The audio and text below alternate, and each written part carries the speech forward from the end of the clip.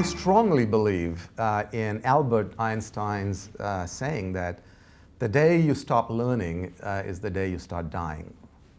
And I've always been a learner. You know, we were talking earlier, I love to tinker on stuff. Physical, mental, you know, whatever it needs to kind of stimulate me, I'm in there. So everything from, you know, carpentry to woodworking to, you know, pottering around in the kitchen or yard, to, you know, then researching European history or whatever it is. I love to stay occupied. Now, having said that, I started to realize that this is no longer a nice to have, but an absolute imperative in the context of this digital disruption, right?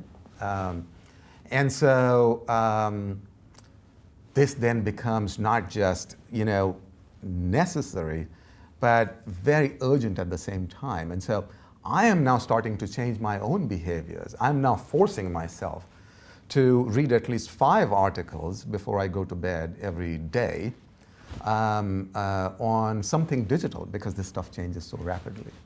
I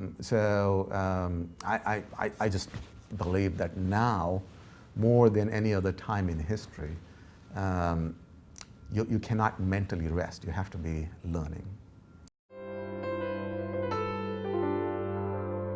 Lifelong learning is really, really important. And again, you know, I think various studies on human health have shown the linkage between physical health and mental mental agility and, you know, many other diseases, including Alzheimer's and, you know, so on and so forth. It's actually funny. Last week I was doing my annual physical with my doctor, and he was telling me, you know, most people your age, when people start to talk about your age, I know I'm getting elderly, but, you know, he was like, most people your age are no longer as concerned about their heart. They're more concerned about getting Alzheimer's and other stuff, right? And so I think that, you know, if you don't believe in any of the other things around digital technologies or Albert Einstein saying or whatever it is, I think just for the sake of your own health, you really have to, you know, stay mentally agile, right? So that's one. Now, layer on top of that the world in which we live in, where, you know, stuff's changing so rapidly that for you to be a healthy, contributing member of society, you really have to stay on top of stuff, right? And then this thing becomes, you know, a no-brainer. For organizations, which is the third and final reason I want to share, whether you run a country or whether you run a private sector organization, your most important assets are going to be your people. And in the midst of an industrial revolution,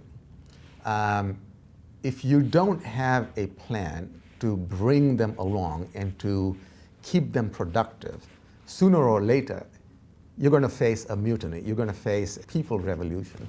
And so I think that's where I give a lot of credit to companies and organizations, many of the Silicon Valley companies, as well as countries, you know, Singapore, Latvia, Lithuania, China. I've seen some plans in India to actually make learning and digital learning an important goal for themselves. You know, I mentioned that I'm interested in history, and so I took the opportunity of actually visiting Denmark to get into Danish history.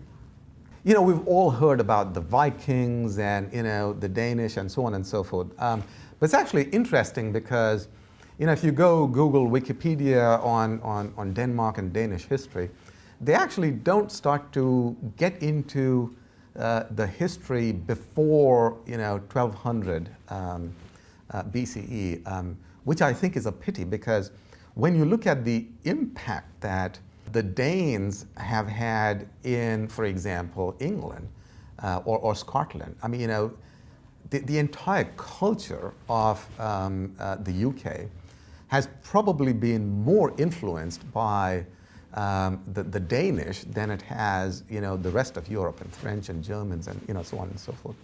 And by the way, we know that the Vikings came here to the U.S. as well, and to Canada and many of the other places. So it was actually fascinating for me to go study that part of history and just to see just how much contribution the Danish have had to